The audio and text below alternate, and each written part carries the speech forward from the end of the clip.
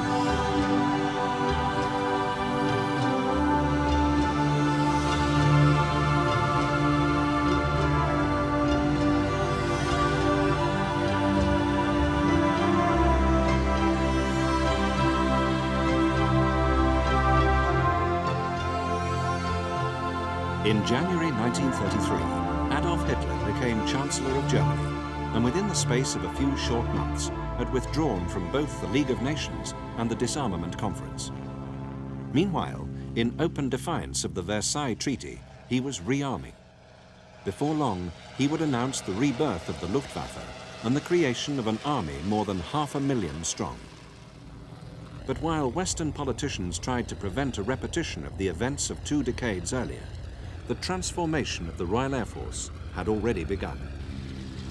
In 1931, Britain had won the Schneider Trophy with a course speed of 340 miles per hour. A few days later, the world speed record had risen to 407 miles per hour.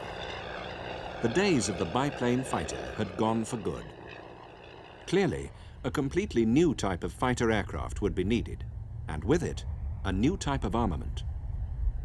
With a rate of fire limited by unreliable machine guns mounted on the nose and firing through the propeller, the old system of armament would have little effect against an aircraft traveling at over 300 miles an hour. For Britain, the breakthrough came in 1934. From a combination of Air Ministry specification F534 and the work of a handful of dedicated men came the first of the 8-gun fighters, the Hawker Hurricane and the immortal Supermarine Spitfire. These 2 vital machines were to form the mainstay of the RAF's fighter command. Hawkers were first, with the Mark I Hurricane making its maiden flight on November the 6th, 1935. 4 months later, on March the 5th, 1936, the prototype Spitfire took to the air for the first time. They had a lot in common. Both were powered by what was to become the most famous aero engine of all time, the Rolls-Royce Merlin. And although the layout differed, both were equipped with 8.303 Browning machine guns mounted in the wings. George Unwin was to become the RAF's highest-scoring NCO in the Battle of Britain. The Spitfire had a better chance, I suppose, of hitting a rapidly moving target because of the spread of the 8 guns. But on the other hand, it wasn't as effective as the concentration of the Hurricane's 8 guns, which were in 2 close-knit 4s. And that's what made it such a good aircraft for shooting down bombers. It was a very good aircraft for that. And it could take an awful lot of punishment, of course. It really could. It's very solid, very slow. In the Battle of Britain, Hurricanes outnumbered Spitfires by a ratio of 5 to 3. But it was the elegant thoroughbred Spitfire that became the symbol of a nation. It was a winner right from the start, with a performance that staggered everyone who saw it. First to equip with the new fighter were 19 Squadron based at Duxford. To pilots already familiar with sedate biplane fighters, like the Gloucester Gauntlet, the first flight in a Mark I Spitfire came as quite a surprise. One of the most hair-raising experiences of my life. It really was, but it was a lot of fun. We were terrified of them to start with, of course, because there were no such things as pilot's notes, which there are today, some of them very thick volumes, but all we had was a little bit of paper on which it had the gliding speed, the stalling speed, the cruising speed, and that was all. Or maximum speed for putting the flaps down and the undercarriage. That's all you had, and off you went. Johnny Johnson, the highest-scoring British and Commonwealth fighter pilot of the entire war, found the Spitfire impressive. But his first flight every bit as nerve-wracking. Impressive when it was longer and leaner than anything I'd ever seen before. It was almost like a sort of racing car, I suppose, compared to the ordinary family car. There was no dual Spitfires. I mean, you were just shown the controls, got in and took it off. And certainly for the first flight or two, the Spitfire was in charge, and all my aim at the time was to get it down in one piece. But gradually, after a few flights, things began to get a little better. 6 weeks after the first prototype Hurricane had flown, came the maiden flight of what was to become Germany's most famous frontline fighter, the Messerschmitt Bf109. Over 33,000 were built, making the 109 the most numerous fighter of the Second World War and the chief adversary of the Spitfire and Hurricane. With a mixed armament of cannons and machine guns and a fuel-injected Daimler-Benz engine, the 109 was a formidable opponent. Soon after the evacuation of the British Army from Dunkirk, as a prelude to invasion, the Luftwaffe attempted to deal Britain the knockout blow, the destruction of fighter command. For 116 days during the long summer of 1940, the Battle of Britain was fought, with 700 Spitfires and Hurricanes facing nearly 4 times as many German fighters and bombers. In the skies over southern England, the confused, whirling melee of the dogfight was an everyday sight.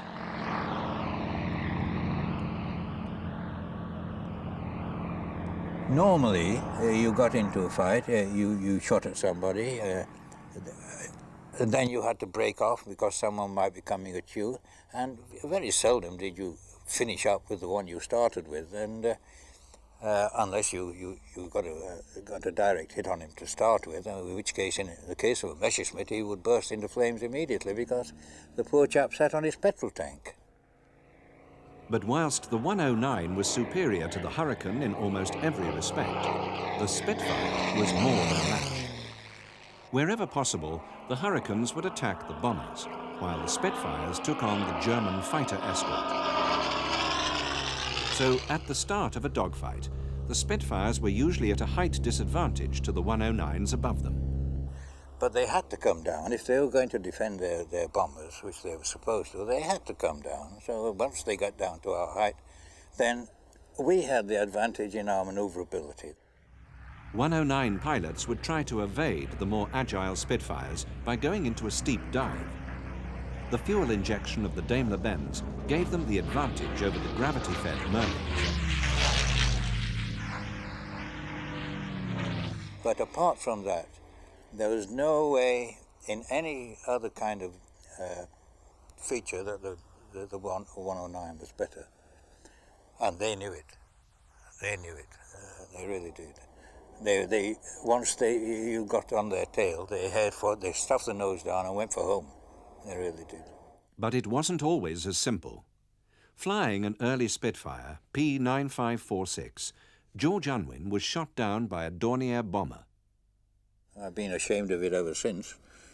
But I collared this lone Dornier one over Essex, and I was busy shooting him down, at least I thought I was, when suddenly a hole appeared in my windscreen, the bit I was looking through, a clean hole, and up went my engine in smoke.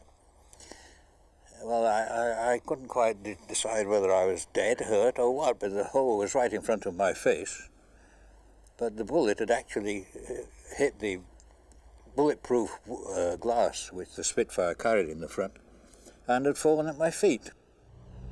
Even so, George managed to force land in a field near North Weald and was promptly challenged by British troops brandishing fixed bayonets. On another occasion, flying at 20,000 feet and spotting a raid coming in below him, he was too busy watching and waiting, hoping to catch a stray bomber.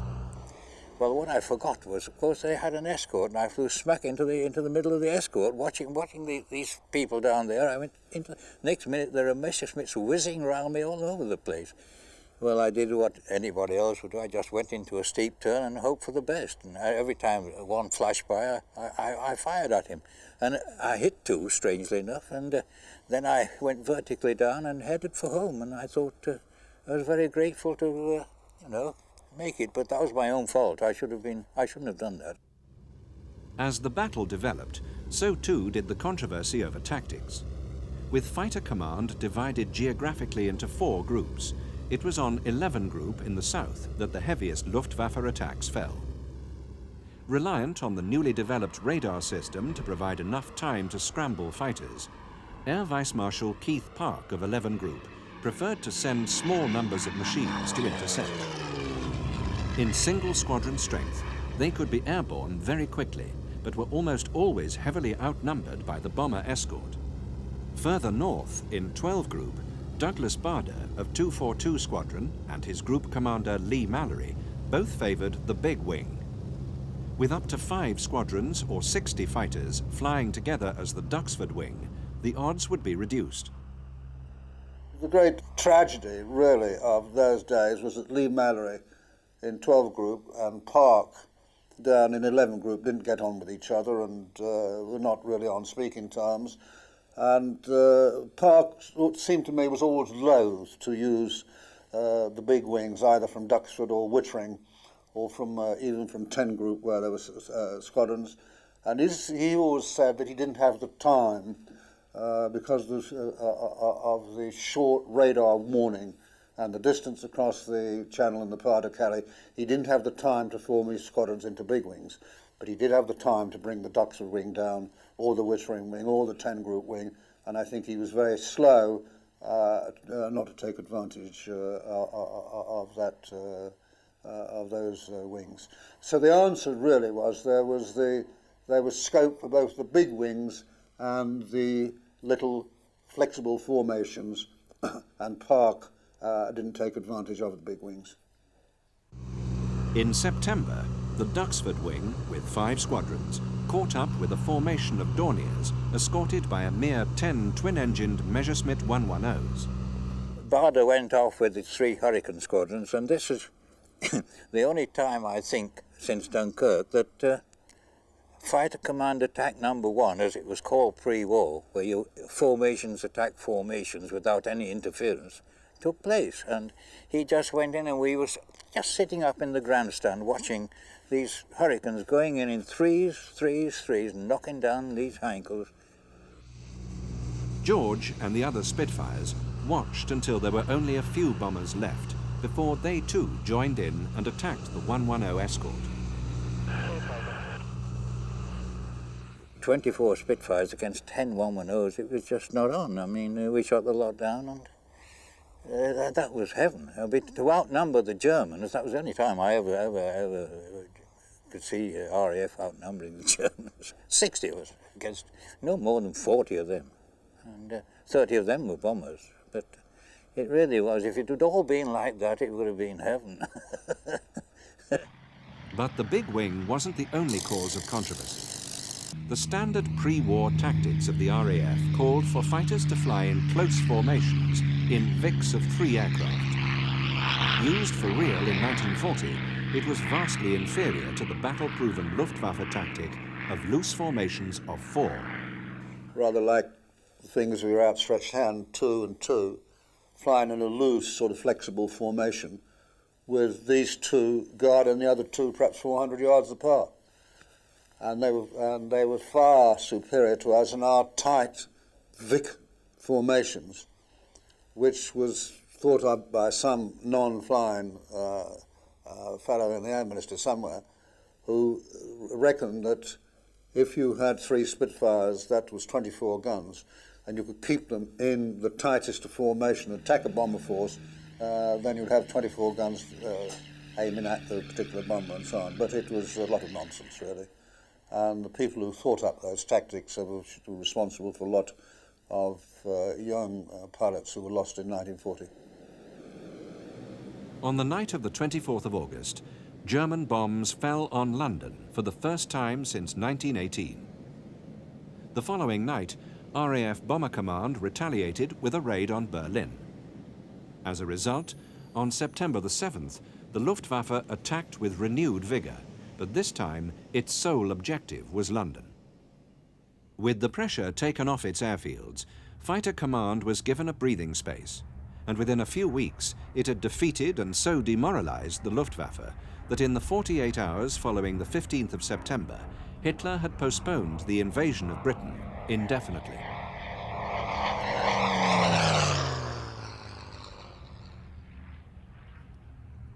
In 1941, with the threat of invasion removed, the RAF moved to the offensive, introducing a new form of attack known as the Beehive.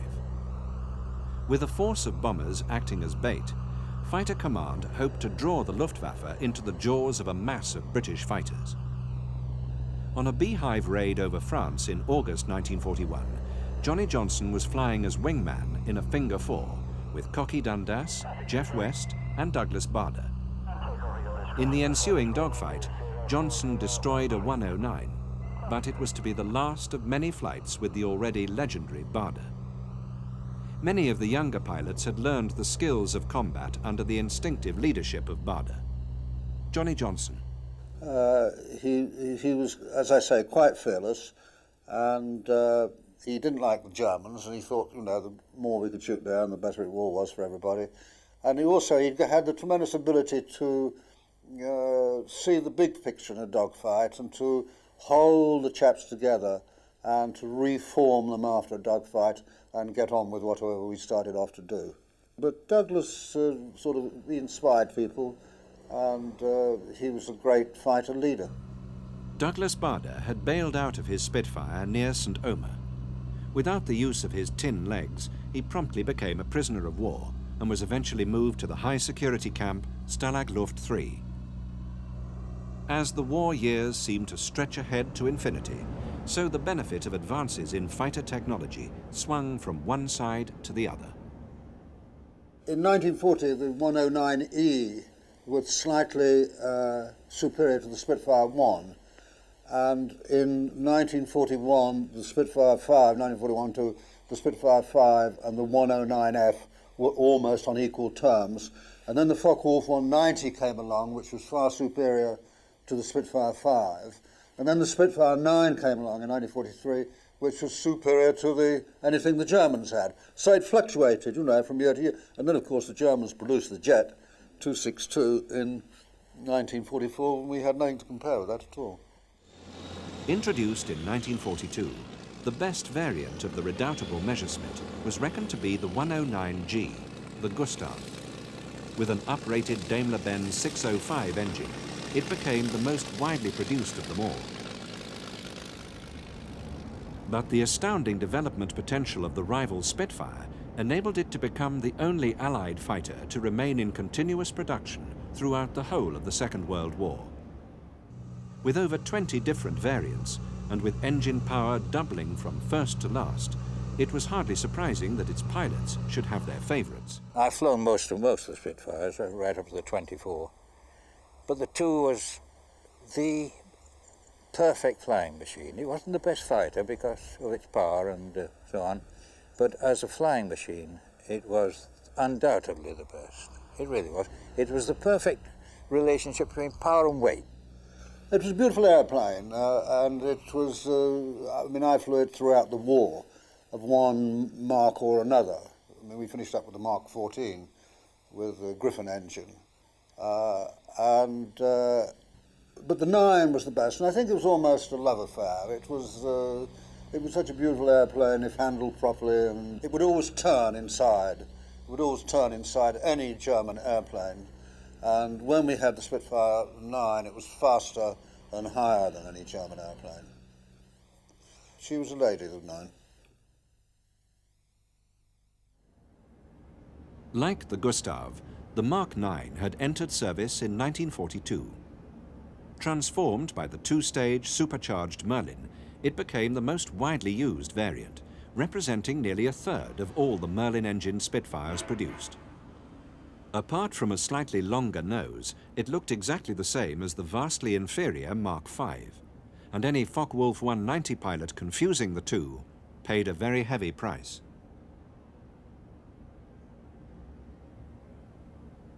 MH434 is a completely original Mark IX and the only remaining Spitfire never to have been rebuilt. A true veteran of the war, she's credited with a total of 5 kills, 3 of which were Focke-Wulf 190s. Nearly 50 years after she left the Castle Bromwich works, Mark Hanna remembers his first flight in MH434. But once the gear was up and I got myself sorted out, honestly, truly, and it's not a cliche or just a story, I felt what a wonderful, fantastic flying airplane. You do hear this about Spitfires, and it's absolutely true. Of course, part of it is the history surrounding Spitfires, but it's absolutely true. It is a sensational performing and handling airplane. But in 1942, Britain was no longer fighting alone. By May, the friendly invasion had begun. The Americans were arriving in force. Within a year, the number of US airmen in Britain was over 100,000. By D-Day, it had risen to almost 500,000. 2 American air forces were involved, the 8th and the 9th. At their peak, in 1945, they occupied 180 airfields in the UK, with most of them sited in East Anglia. Their numbers had grown steadily, until the 8th Air Force alone was able to dispatch 3,000 aircraft on a single day's operation. It became known as the Mighty 8th.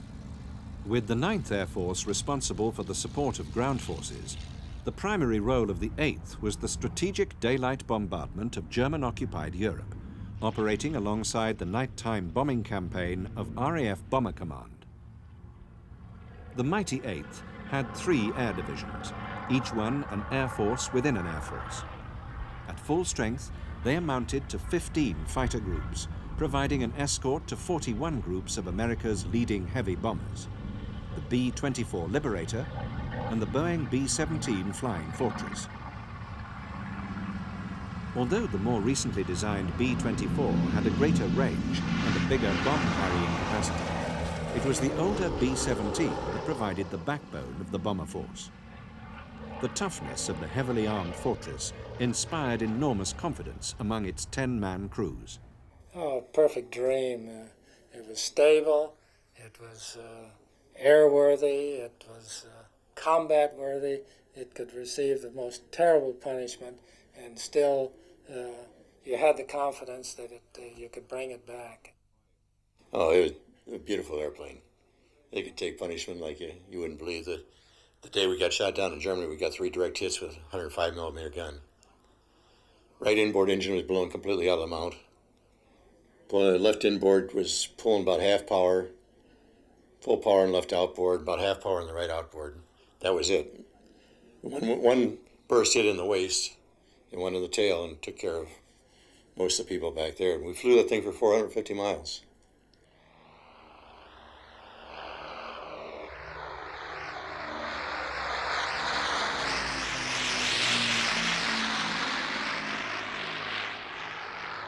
As the intensity of the B-17's daylight campaign increased, so too did the night operations flown by the RAF's heavy bombers. Most successful of all the British heavies was the famous Avro Lancaster. Derived from the disastrous twin-engined Manchester, it came into being almost as an afterthought. Hearing that a healthy supply of Merlin engines was available, Avro's chief designer added longer wings to the Manchester, and on them he mounted 4 Merlins. The first production Lancaster made its maiden flight on October the 31st, 1941. Its performance was outstanding, with a maximum speed close to 300 miles per hour. And with the largest bomb-carrying capacity of any Second World War aircraft, the Lancaster was the only bomber capable of carrying the gigantic 22,000-pound Grand Slam bomb. By the time the last Lancaster rolled off the production line, nearly 7,500 of them had been built.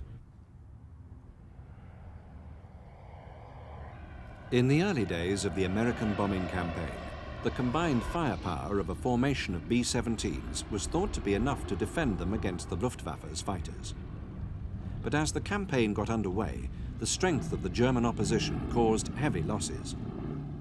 Although RAF Spitfires would often escort the fortresses, the bulk of escort work fell to the P-47 Thunderbolts and P-38 Lightnings of the 8th Air Force. Duxford, handed over to the Thunderbolts of the 8th Air Force 78th Fighter Group in 1943, is now home to the fighter collection. Stephen Gray describes the qualities of the P-47. The airplane is very, very competent. Very, very light in pitch, very, very light in roll, and effectively a very agile fighter. Was very aggressive at low level, very, very well armed, but its main role was at high altitude. With its R2800 Pratt & Whitney double Wasp engine, the Thunderbolt was the first American 2,000 horsepower fighter and proved to be extraordinarily reliable. Like the B-17, it was capable of absorbing very heavy punishment. But as the biggest and heaviest single-engined piston fighter ever built, it made a somewhat daunting first impression. My first visit with the 47 was when I was still in cadets in advanced training. And 2 or 3 of them flew into the field and landed, and they said, "This is a P-47. And of course, with my size, I looked at that sucker and I said, "I'll never get in that thing, man. I don't want anything to do with anything that big and clumsy. I want something like a 51 or a P-63 or a P-39. Even a P-38 would look better than that." So I went down to Baton Rouge and they said, "You are assigned to P-47. I thought, "Oh, man, that's the end."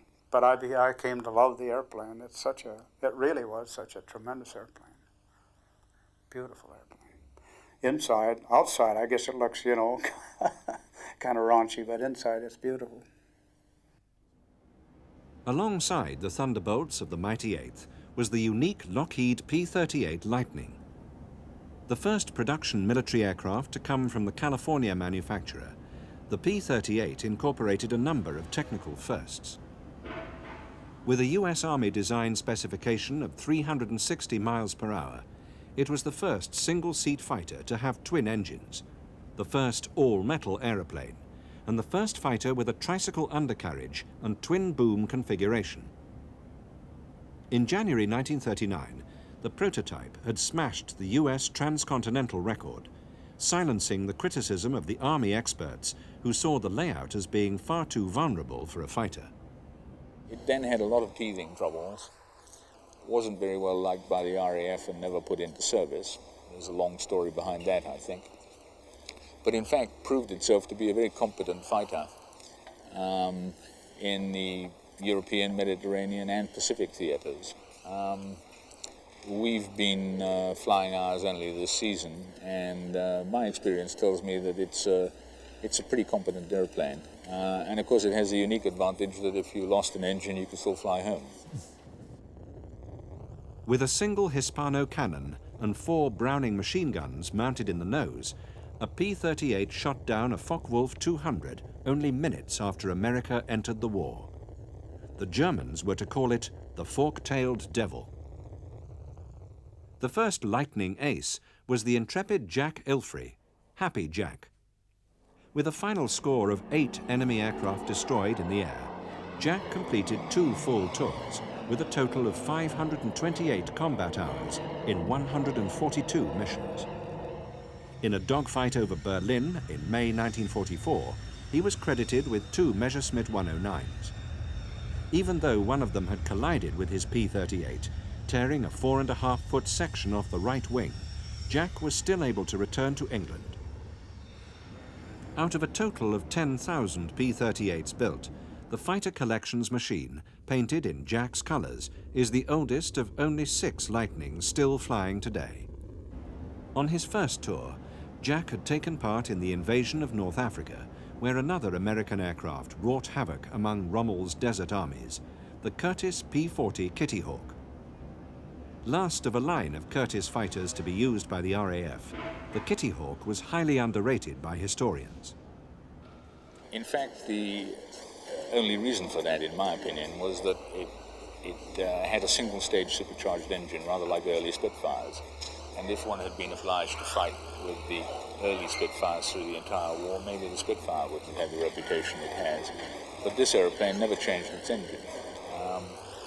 Apart from on one occasion where they called the F model and put a Merlin in it, but they put a single-stage supercharged Merlin. Had they put something like the engine they put in the Mustang or in the Mark 9 Spitfire, this would have been an unsurpassable aeroplane. It has superb ailerons, extremely good combat performance. It's very well armed. It was a very advanced design for its period. Very simple, very robust construction. And of course was extremely effective and very popular amongst people who fought in North Africa, which were some of the roughest conditions around.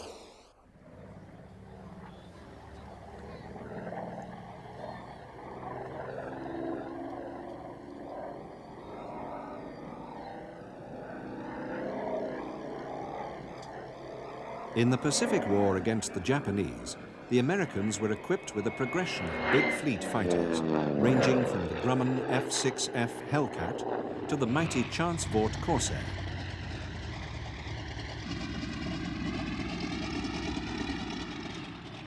Great size and strength made the F6F an excellent gun platform, and protected by armor plating, the aircraft could absorb far more punishment than its lighter Japanese rivals. By the summer of 1943, the Hellcat had begun to turn the tables on Japan's most numerous fighter, the seemingly invincible Zero. As the first American aircraft to exceed 400 miles per hour, the F4U Corsair was faster than the Hellcat. Mark Hanna compares it with the Zero. Zero, you have an ultra lightweight, wonderfully maneuverable, almost light aerobatic aeroplane, low powered, about 1,000 horsepower engine. Highly maneuverable but low on speed. With the Corsair, you have a very powerful engine, and at the time the biggest propeller ever put on a single-engined aircraft. You have armor plate, lots of petrol, a very high speed aircraft, but not so maneuverable. So you can imagine that in a dogfight between those two aircraft, the Corsairs would have to be very strict about not getting into turning, maneuvering fight with the Zeros, and that's exactly what they did not do. They would stay at high speed. They would choose to fight the Zeros on their own terms. They would convert height into speed, and then speed back into height again, and they'd make slashing attacks on the Zeros, who with their low airspeeds were unable to do very much about that in a pure fighter versus fighter combat. They could simply turn head on towards the Corsairs if they saw them coming. And the other thing the Corsair could do would be he could break off the engagement and go home at will. And I have to say, when you fly a Corsair, you feel immensely powerful, and you're aware that you're in a very, very potent flying airplane. But it was the Thunderbolt that was to become the most numerous American fighter ever built. Like the Spitfire, there were several variants, and each pilot had his favorite. Fred Christensen, flying P-47s with the 56th Fighter Group, amassed a score of 22 confirmed kills. Well, I could outturn just about any German fighter because I had a D-10, which was an excellent airplane. I liked it much better than the D-25, which was heavier and had more automatic things on it that I didn't think that the pilot needed, but for every pound of weight that you put on one of these things, you need 100 horsepower to compensate for it.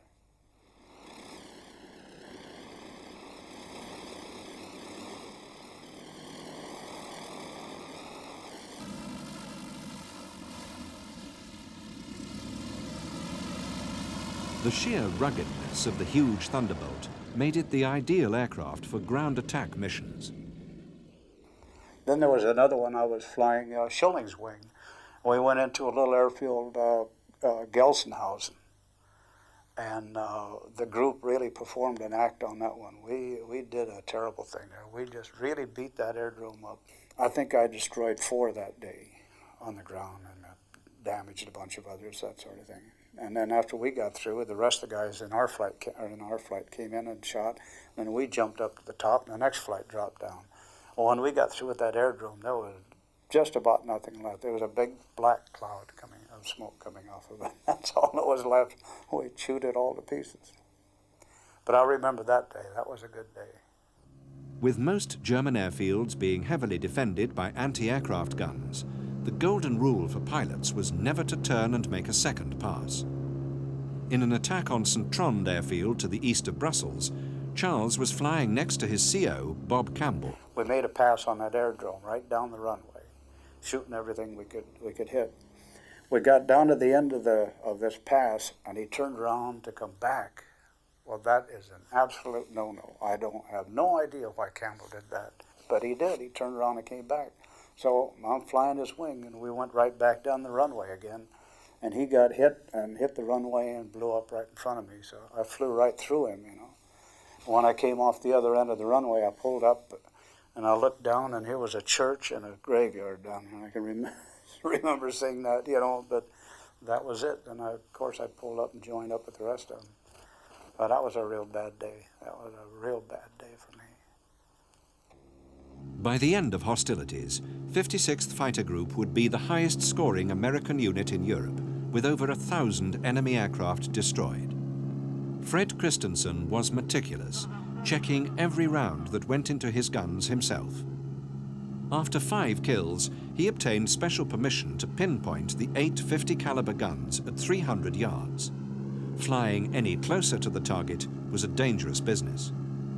It just makes sense that if you get too close, that if pieces start flying off the airplane, it hits your propeller, it'll put it out of balance, and you shoot yourself down. Gabreski used to come in, and you see the pieces flying back, and I told him one time, I said, "Are you trying to kill yourself?"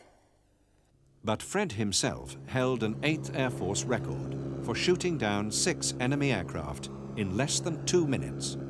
Well, we'd been escorting the bombers just before we got to Berlin. And we left them, and I looked down. I'm always looking for something to do. I never come back with my guns unfired. And I spotted the J-52s going into an airport 50 miles from Berlin. And I kept half my squadron up as top cover, and I took 4 airplanes down, and out of the 12 airplanes, we got 10 of them. On another mission, Fred decided to attack a large force of 48 Focke-Wulfs with just 4 Thunderbolts. Well, at my age, you think back on the things you did, and you say how stupid you were, but I exploded one, and you've probably seen it in every documentary. It's a Focke-Wulf just absolutely disintegrates. And I flew right through all that garbage. And the white star in the right wing, you couldn't even see it. There was so much soot and oil on it. But by the end of the battle, the American fighters had shot down 6 of the German machines without any loss to themselves.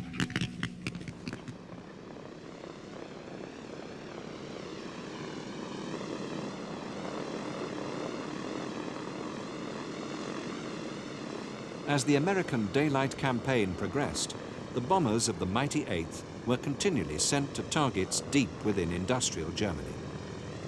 Traditionally, the squadron commander would try to send out crews, new crews, on what would be called a milk run.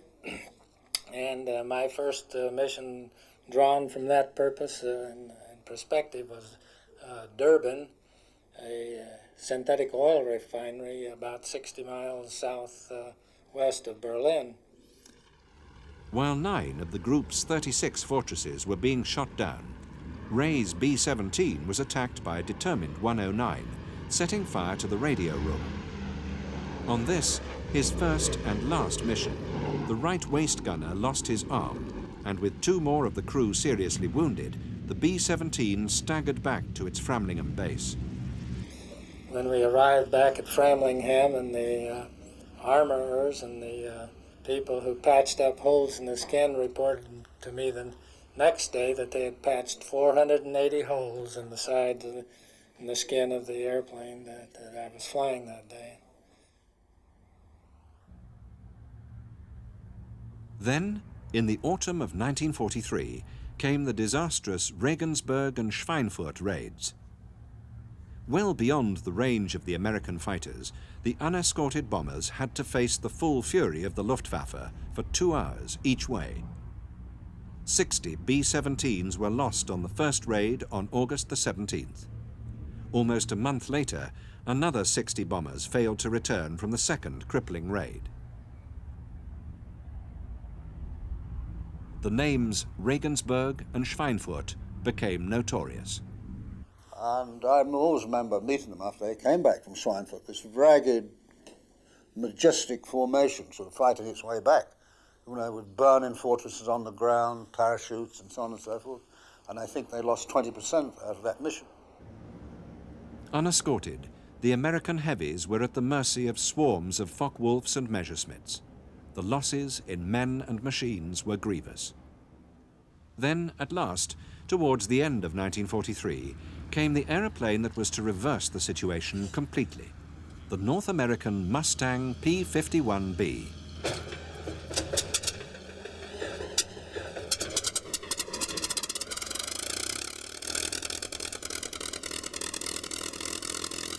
Powered by the Rolls-Royce Merlin 61 engine, it was superior in speed to the 109G at any height. Above 28,000 feet, it could outpace an FW190 by nearly 70 miles per hour. It could outdive the Focke-Wulf and the Messerschmitt, outturn both of them, and outrun the 109 with ease. But most important of all, it could do all of this over the German capital itself. The Mustang could fly all the way to Berlin and back. And Goering, when he saw the Mustang over Berlin, said, "We've lost the war." And no truer word was ever spoken. Intense relief greeted the arrival of the P-51, and as it entered service in ever-increasing numbers, the losses among heavy bombers fell dramatically. With a top speed of 442 miles per hour, the tactics of the Mustang pilots became highly effective against the slower German fighters. Mark Hanna. Rarely did they get into hard turning fights with Messerschmitts. It was normally the Messerschmitts and Focke-Wulfs trying to get through to the bombers, and the Mustangs just riding down onto their backs, basically. And occasionally you get into hard turning fights, but very infrequently. It was normally a bit like the Corsairs. It was slashing high-speed attacks, and then you convert your speed back up into height and start again.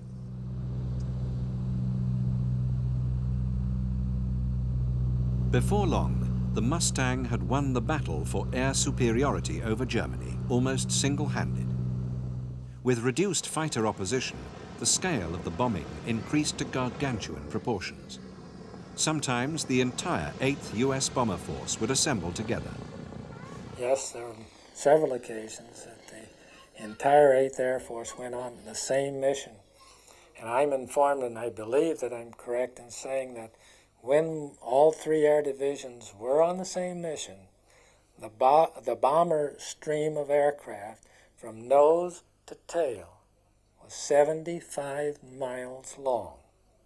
From wingtip to wingtip was 25 miles in width.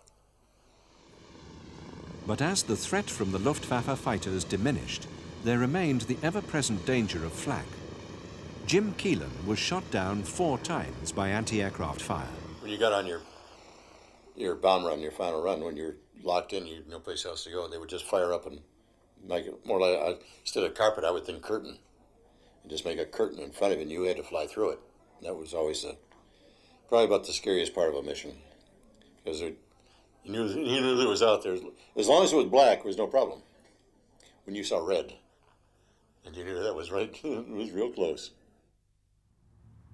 Jim Cole was ball turret gunner in the 390th's B-17 Bad Egg.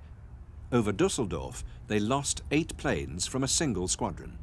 Well, you know, you look out there and you see maybe 4 or 5 groups have gone over the same area, and maybe at slightly different levels. And the Germans used to have a system of, once they found out or determined the bomb release point from 1 or 2 groups, although they may be coming from different directions, they had an idea, so they had a system that was actually a box, and they just kept filling it in, and so if it was a shake of the dice if you get through there while they were busy filling in the other end, well, you'd make it. But right after we dropped the bombs on this particular mission, a ship blew up next to us. We had a lot of flak. That ship, between the flak and that ship, it took the rest of us out. The thing that Pierre Klosterman says about it is it's totally unpredictable. You can fight another airplane and you can assess within 20 seconds what he is like as a pilot and whether you're going to beat him or not. But flak, one minute you're sitting in your secure, safe airplane and everything's working perfectly, and then the next thing, from probably out of nowhere, you've got a major emergency on your hands. As the Luftwaffe became increasingly reluctant to take on the heavily escorted fortresses, the American airmen were left in no doubt about the destruction they had wrought on the ground. Fred had escorted many raids on German cities, including Schweinfurt, Bremen, and Cologne. Well, I tell you, I was here in 1935. I went all through Europe, and I saw Europe at its aesthetic height. And it just killed me to see a beautiful town like Cologne in ruins. On D-Day, 144 Canadian Wing, under the command of Johnny Johnson, flew 4 missions covering the landing beaches in Normandy. 48 hours later, at Saint-Croix-sur-Mer, they made history as the first Spitfire wing to land back in France. ML417, the Fighter Collection's Spitfire Mark IX, was with them. In an orchard near the village, the French people greeted the pilots with gifts of flowers, fruit, and wine.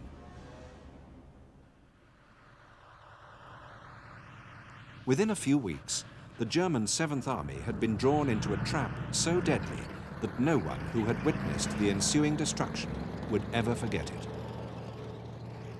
The Americans broke out in August on the western side of the battle area, and the German 7th Army was trapped at Falaise.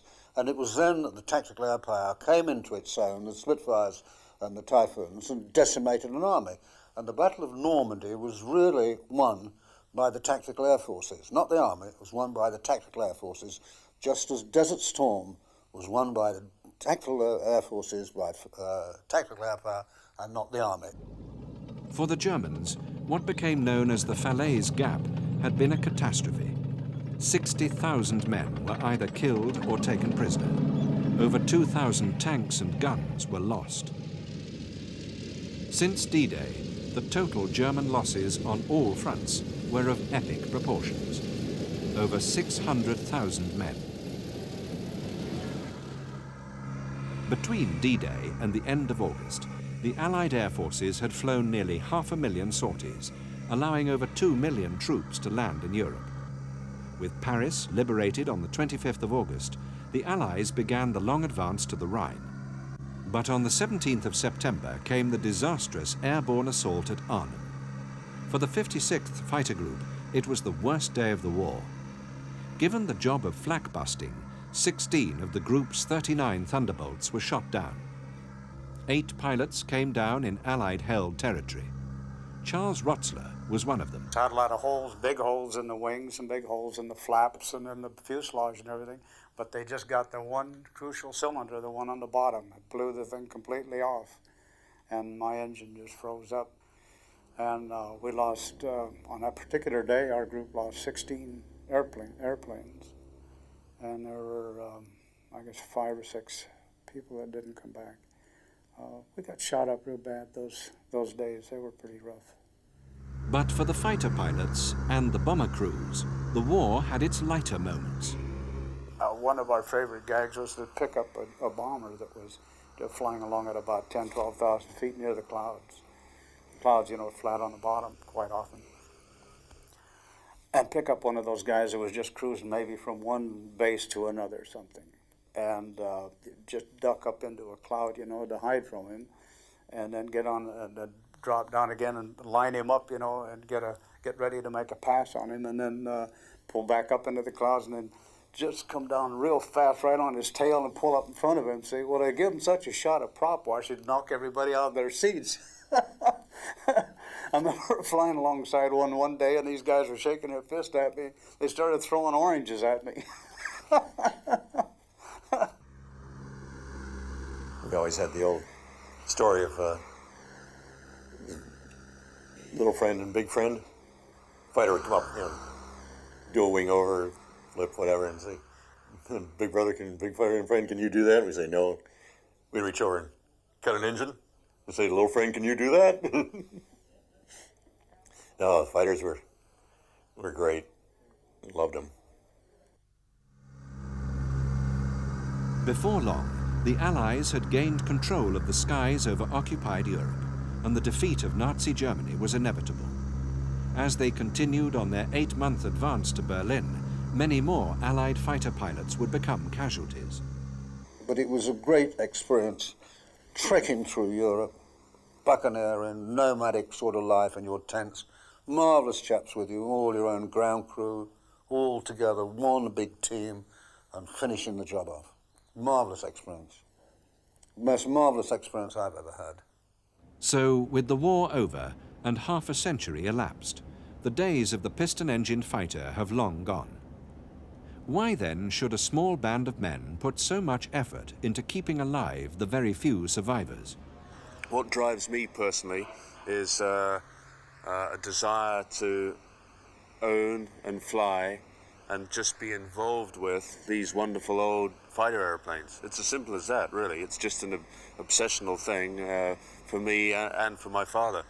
And repeating myself a little bit, the only way that we can increase our collection and continue to fly the airplanes as much as we do, which is actually rather a lot, we do about 50 hours a year with each airplane, is by flying them for work in air shows, films, and any other type of event that we can get.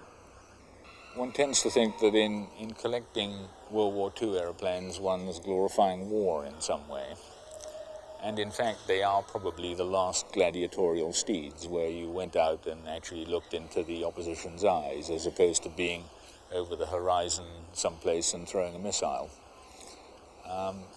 That is one of their attractions, I think. But the principal attraction for me is the fact that they're the end of a particular technology, and very pointed at that. I'd just like to say this in closing, that the unsung heroes of this war were the enlisted men that crewed these airplanes, without whom people like me that flew them wouldn't even be able to exist.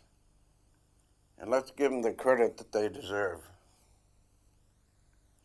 And then, as you say, I finished the war at a place called Celle in Germany with Belsen next door.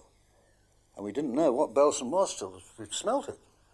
It was 3 miles away from a place called Celle. And we smelt it. And the doctors then came in and said, you know, they're throwing all these people and all the Jews in concentration camp, and we must get all the medical supplies. And then we saw that the Nazi Germany at first hand, what it meant. So we were bloody pleased we'd taken part in defeating that evil empire. I was 19. Seemed like a long time ago. you know, you forget the bad things. You remember all the good times and good things that happened.